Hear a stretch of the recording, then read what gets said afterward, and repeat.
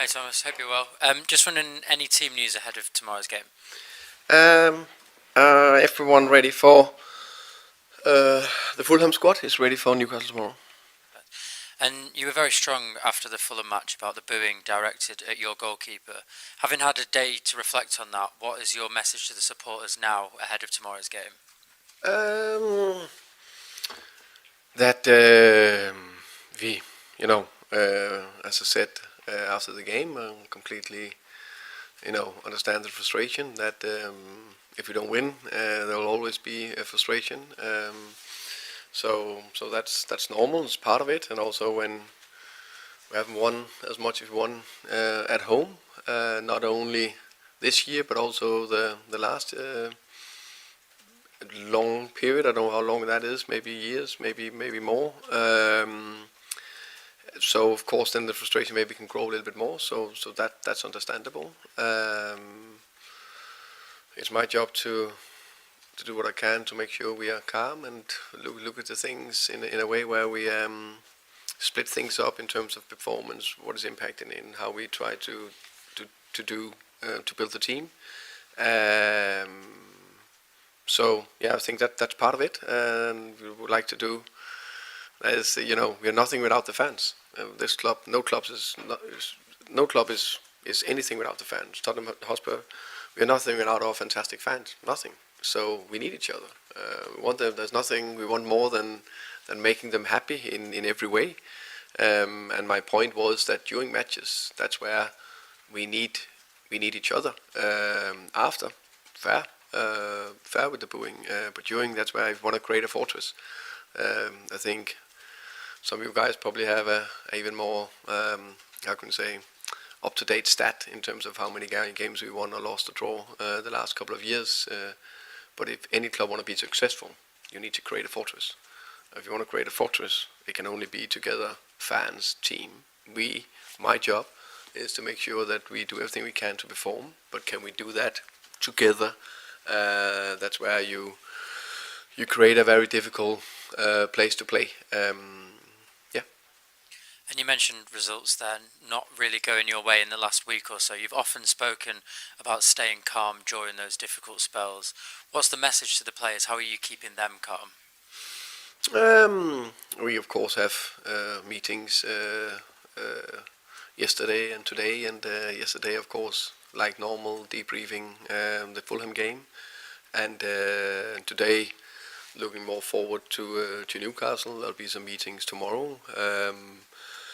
I said from the beginning we want to build something sustainable that can compete in all tournaments, and we have a squad that is learn from last year, playing Premier League and Europa League, going into this year where we're playing in the Champions League, and I want to do well in the Premier League. That competing on both fronts, that's something that takes some time to learn physically and mentally. We're searching to find the right formula that will click, while we have to rotate some players to keep freshness, keep the intensity high, look a little bit at how can I say, injury risk and stuff like that. As a good example, this period we're in now, we play 4 fantastic games with in 10 days time. So there's two and 2 days between the games, as the only of the 5 Champions League clubs. Probably fair to say, probably with a squad that is not as used to it as the others. No problem. That's just why we are learning along the way.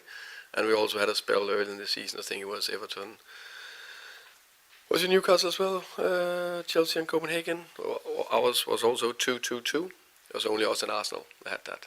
So the fact is, if you have 2 days between times, it's just more complicated. It's not impossible. We still need to perform. We still need to win matches. It's just facts.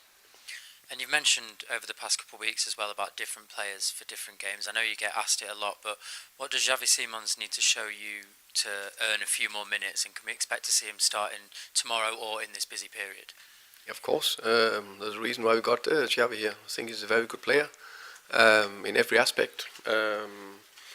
Xavi have trained well the last couple of days, and in general training well. And I think also that, I think we talked about before, it's not the first time a player is stepping into the Premier League, and that just need a little bit of adaptation to hit the ground running, and then that's one thing in the physical league, but also to play games every third or fourth day, and then in a team that's maybe not top in sync. So how can we help each other? That's part of the process. Hi Thomas, good afternoon. Good afternoon. A couple of questions about Newcastle, please. First of all, how impressive have you been with them, their performances against Man City, against Everton recently, and obviously the timing of facing them tomorrow away from home? No, Newcastle are good. I think they've been good for a long time since Eddie Howe took over. I said that before. Admire Eddie and his coaching staff and everything they do massively. They're a very intense team, very aggressive, and speaking about having a good home record and a good that's a difficult place to go to. Everyone knows that. I think they won the last 6 home games, so perfect timing. So good, but not unbeatable. And a specific question about Nick Woltemade. How impressed have you been with his ability to adapt into the demands of the Premier League and to step into the very big shoes of Alexander Isak? Yeah, definitely. They're 2 different players, but Nick Woltemade had done very well. He got the physicality, but also I think he offers something different. He's also good to drop down to link the game for them. That's why he offers something a little bit different. I think the way he attacked the box, I think he does that very well, finding good positions.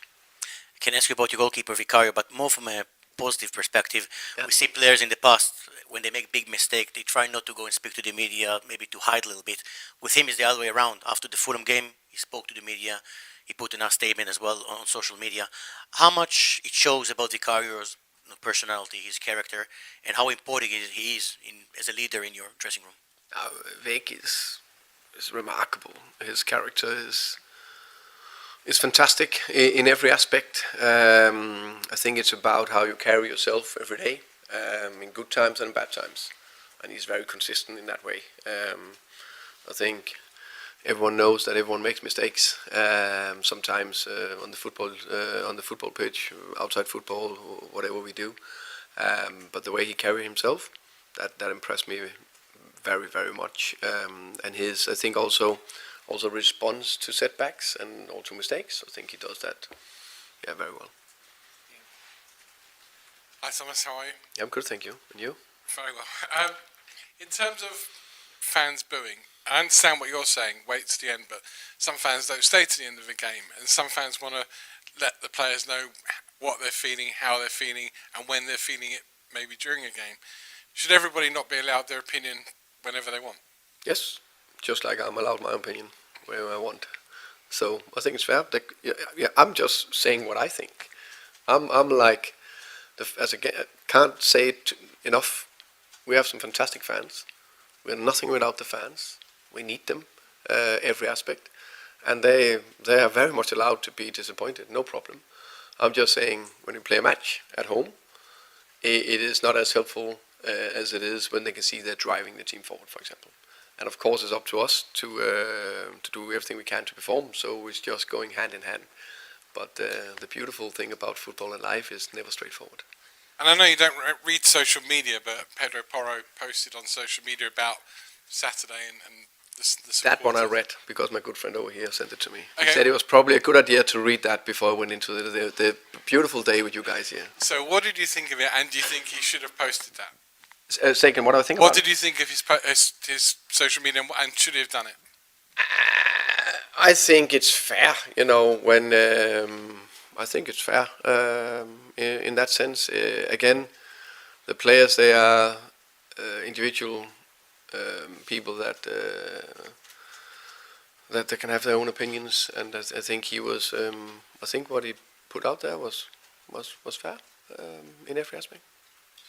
Finally, you know how fickle football is. You go and win at Newcastle, go and win at the weekend. Suddenly, you're the greatest manager this football club's ever had.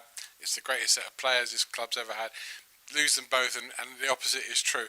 So how do you stay calm? How do you not let things boil over? I know you've got the 24-hour rule, but in terms of with you and with your players, how do you try and keep things now on an even keel, or what is a difficult point? I think it's how can I say? I think we of course searching to not so to I can say find the winning formula, because it's, let's say, 3 different games we played. We played away to Arsenal. That was a bad performance. Away to Paris, that was a good performance. We lost both, and then we play a freak game against Fulham where we down 2-0 after 6 minutes. So, but especially in the PSG and especially in the Fulham, there was some good performances. It's all about keep going back to that, keep going back to what we can affect, the processes, how we train, the principles, and then keep the energy with the players, or for the players, and then go again. That's the only way out of it. Of course, it's in a tough period. It's easier when you win, but when you don't, you need to do the same. Thank you. Hi there, Thomas. You said after the game that you would speak to Vic afterwards. I just wondered, how did that go, and kind of in general, how do you speak to someone that's experienced what he went through? Yeah, I spoke with him after the game, and I said, "Yeah, how are you?" And he said he was okay. You can say there's different types. I think Vic is a relatively, how can you say, good player to deal with setbacks like that and move forward. Others maybe would have hit harder. Also think if you are a goalkeeper, unfortunately, I don't think there's any goalkeeper in the world except, and I can say that because I know him, Peter Schmeichel, that never thought he made a mistake, but probably did sometimes. But that can also be a way of dealing with it. But you know you make mistakes, and how you deal with that is a big part of how good you become as, let's say, a goalkeeper, but also actually as a player. You mentioned that just there about Vic then going out in the next action and getting the ball and clearing it that time, showing that strength of character. I mean, you want your players to take risks. How important is it that they feel that they can make mistakes and not suffer a reaction like that? I think it's hugely important, because every game, every player make small mistakes. There can be a bad clear. Some can be the crucial goal-defining mistakes that everyone can see, but there's always small mistakes in the game where you lose the ball, where you miss a touch, where you miss a clearance, where you miss a 1v1, and you sometimes don't get punished well enough. But how can you keep going no matter what in a game? You and Pedro both use the same expression about true Spurs fans. I think you said they're not true Spurs fans if they do that, and Pedro said he loves the true Spurs fans. Have you got any kind of fear that might fire up fans even more, those frustrated to kind of being told maybe they're not true Spurs fans? I don't know. And you can say, how do you define a true Spurs fan? I think all the fantastic fans we have believe they're true Spurs fans. Some react in one way, some react in another, someone a little bit in between. No matter what, we need all of them. Hi, Thomas. I think you mentioned earlier about having 4 games in 10 days, and it's the second time that's happened. How much does that impact what you and the coaching staff can sort of teach the players about what you're trying to do? Yeah, of course, extremely. And even if you have that extra day, that's just give you a day more to recover. But of course, with 2-2-2 is very limited what you can coach, and how many meetings and how much individual time you can have with the players, because it's just pure recovery as well. But again, it's just the way it is. We need to find a way. I think the more bits the also impact is that if you want to kind of find a little bit of a how can you say, I think every good teams they found out they have 7, 8, 9 players that plays when it's the top matches, if that makes sense. And that, of course, we're searching to find what is the thing that can click, and that's we can't do it all the time, because we also need to rotate to make sure we have enough intensity and freshness. That does make sense, thank you. You've obviously used different tactical approaches this season. Is the long-term plan to eventually settle and focus and develop one particular system? For me, it's always the guiding principles that is the most important thing. How we build up. If it's, what do we do when we split centre backs? What do we do with have a sitter, 2 sitters? What do we do with the position in front of that? And how do we attack with play and run on the side? how do we press, and that will always more or less be the same, no matter if you play a 4-3-1, 4-4-2, 4-3-3, 3-4-3, whatever. So there's always the guiding principles is about how we can get the best players on the pitch that make the teams the best way. The defence was obviously a really important area for you to improve when you first took over, and at the beginning of the season it looked really well. I think that's 13 goals conceded in the last 4 games. Is there anything you've noticed why it's maybe not looking as good at the moment, the defence? You can say the 4 goals you conceded against Man United and Fulham is some of the goals I would like to avoid a bit more. Also those 2 games, if you can see at the actual amount of shot we conceded, I think we conceded 5 shots and 7 shots. It's very low. If you can see the XG, you can see those games are very low. So the other stats behind it was good, and then there's 2 other results where we conceded too much against 2, unfortunately, 2 of the best teams in the world. Finish your section with George, please. Hi, Thomas. How do sort of yourself and the players kind of mend this relationship with the fans? It feels kind of a real sort of tipping point now, where you do need them, but you feel like it also feels like you've kind of lost a lot of them, yourself and the players. I think if we will go into every game, I'm pretty sure every fan wants to win and wants to support and wants to do everything. And then, if not going to plan, then maybe some get more frustrated than others. And again, I think there's always some that shout louder than others. So I don't think fans, when you say you lose the fans, how many is that? 5%, 10%, 15, 20? How much is it? I don't know. We would like to get all 100% on board. And there's only, there's 2 things we can do. We can perform and keep connect. And would you kind of consider sort of speaking to fan groups, or you see in different countries kind of the players talk to fans sort of after a game? It's not very common in England, but would you kind of consider stuff like that to try and mend this relationship? I'll consider a lot of things that I don't know. I think there's two ways. That's performing and connecting. And connecting is a lot of things.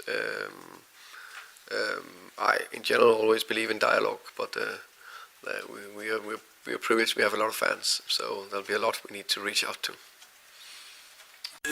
That atmosphere in the stadium is one of the reasons why your home form is so poor.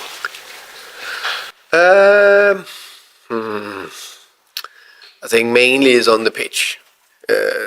We need to improve. It's mainly there. We need to perform, and we need to, no matter what the mood is, find a good structure and calmness and do the right thing throughout 90 minutes.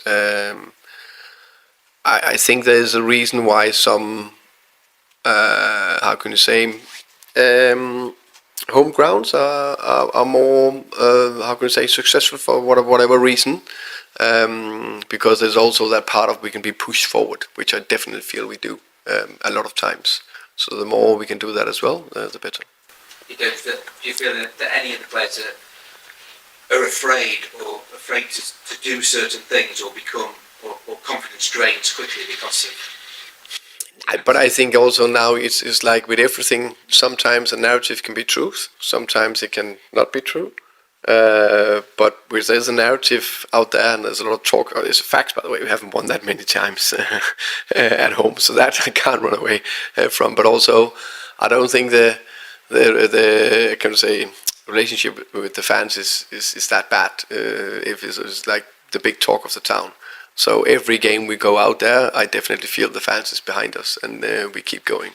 Of course, last game was I think everyone was a little bit shell-shocked in the stadium, from players to me, to the fans. 6 minutes down, we all believe that now let's come out flying against a team that we respect, but we, on a good day, had a very good chance to beat. Is there anything to be gained by taking Vic out of the firing line? In what way, sorry? Leaving him out? Oh, leaving what? No, not for me. I don't know. He made one mistake, so yeah. Hi. You started slowly in terms of results at Bromley and Brentford before turning things around there. Obviously, all managers need time when it comes to the clubs, but what is it maybe about your teams in particular that take a bit of time to adapt to your method? Good question.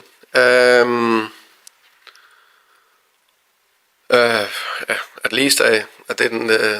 I started a little bit better here the first 8 games or 10 games than I did in the two other clubs, which is probably good.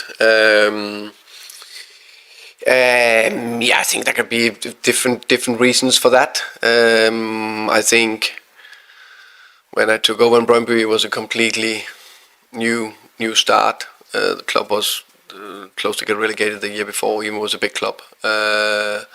And bankrupt, so we started more or less from scratch. So that was built into it. Where I think we didn't win in 8, and then we was unbeaten in 9. Brentford the same. We lost 8 out of 10, and then we were unbeaten in 10. Now it's a little bit the other way around. I just know that I built consistency and I built competitiveness and culture, and that will always take a bit of time.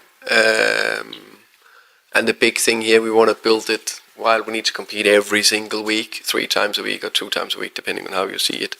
Yeah, it's natural. Do you feel under more pressure now in this situation than you did in those starts of those 2 clubs?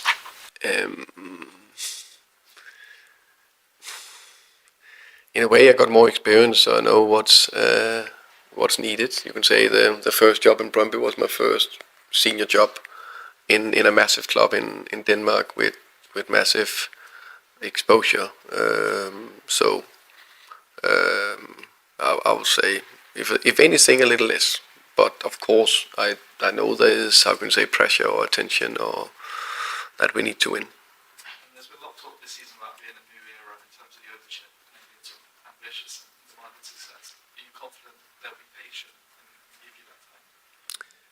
Yeah, I'm very confident. I think the ownership seems like, of course, I just starting to know them, but seems like good guys, intelligent people, know how to run business, learning about football, learning more about how they become owners. And I think when we're dealing with intelligent people, they can see every successful, dynasty, every successful club is taking time. Don't have one showcase. Yeah, you have one where you maybe win 1 year or the second year, but you can't sustain it if you don't build something sustainable. Impossible. From afar, it looks like you've left an environment at Brentford that's really sensible and pragmatic, and everyone kind of is on board with that and understands it. When it comes to Spurs, which is a much more emotional club, certainly within the fan base, but probably to an extent inside the building too.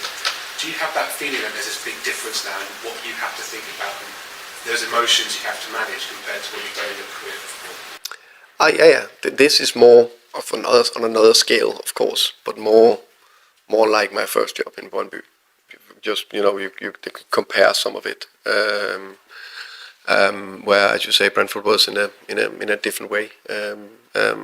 No doubt about that. And you can say it's always a challenge when there's big expectations, and no problem with the big expectation if you also have, how can you say, earned the right to really compete to the big expectations, which I think is fair to say we haven't done. As I said it, I think then I started, we haven't been able to compete in a cup tournament and Europe and Premier League in the last 6 years. And now we're just coming on the back end of the season where we finished 17th and we did fantastic and won the Europa League. Now we want to compete both places, so which is natural. Will take a little bit of time without the normal four front players that scored basically all the goals. So that no problem. It's just the way it is. We will get there. I'm not in doubt of that. Not in doubt. You're a manager at a big club, with a lot of players to manage, a huge amount of change. You've got a lot on your plate all the time. Do you not kind of feel like you've got enough to deal with before worrying about your own fans, building your own players, and then getting grilled by us in the press conference? Short answer, yes. I think the more I can spend time on the players and figure out all the small tweaks we can do to be bit by bit more and more competitive, the better it will be. But hey, it's part of it. I would not even say unfortunately. I'm enjoying these press conferences, but I have of course to meet up here, and that's part of it. And the fans, it is start or end saying with what I start saying. We're nothing without the fans. I guess it's just there are more things that drain you here than perhaps before.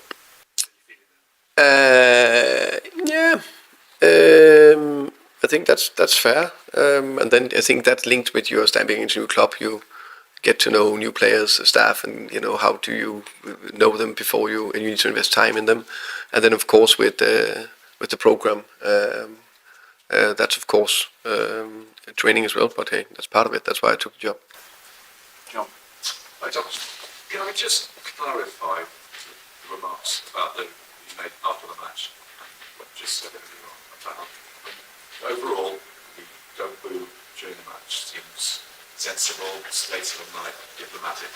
It's just the not true fans bit seems the opposite of that. It seems confrontational and controversial. Are you standing by that? I think is what I'm standing by. What I think when I said the not true Spurs fan, I am 100% not convinced that I meant with that, just to make it sure, to make it clear, was almost a mocking of one of their own players. So he makes a mistake. I think there's a little bit of booing after that without me, as I remember it. You probably have seen him after. I think the next ball he clears is like a cheering. You can't do that.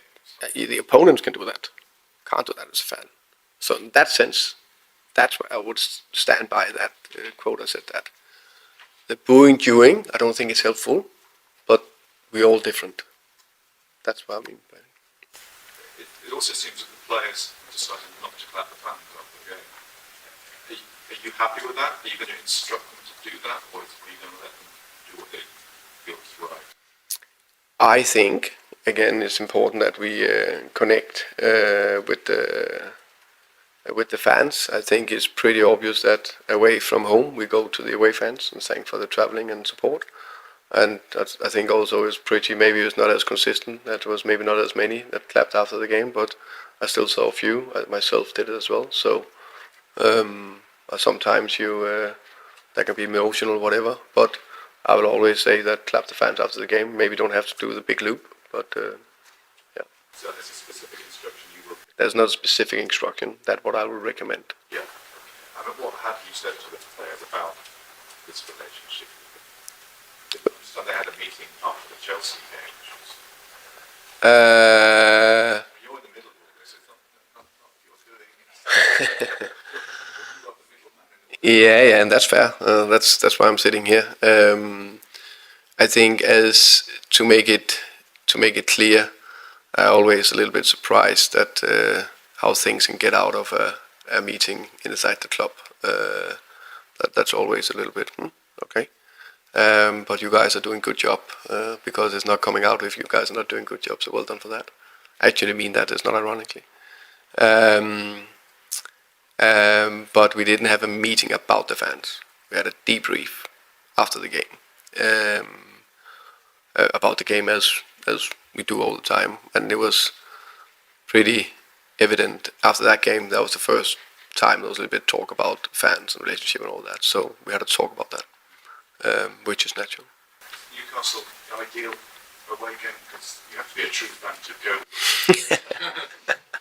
True, definitely.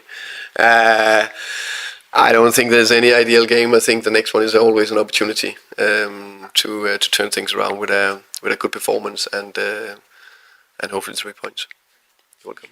Please. Thomas, does it surprise you how much scrutiny there is on your words and all the reactions that you have to any sort of incident? And does it show this kind of one of the biggest challenges you've ever faced? Surprised me, I don't know. I knew when, of course, you don't know to what extent or how it would be or whatever. I just, of course, knew that there would be a lot of scrutiny and focus on small details, wording that way or that way. But yeah, I'm also a bit pragmatic. It is what it is. You just have to deal with it and sit here and answer the questions in the best possible way I can answer them. And I just get completely reminded that is a very, very good idea. I read nothing because there's 1,000 articles out there, there's 1,000 podcasts, there's thousands social media experts, and everyone have an opinion. And if I read all of them, I'll probably be more irritated than not. So it's better just to get the questions here and the odd one, get the reminder before from Anthony, and then take from there. Did you anticipate it might get like this quite quickly if results didn't go your way, given what happened last season, the number of home defeats, etc.? Yeah, I expected that we will have a bad spell at some point, and then there will be a lot of talks, of course.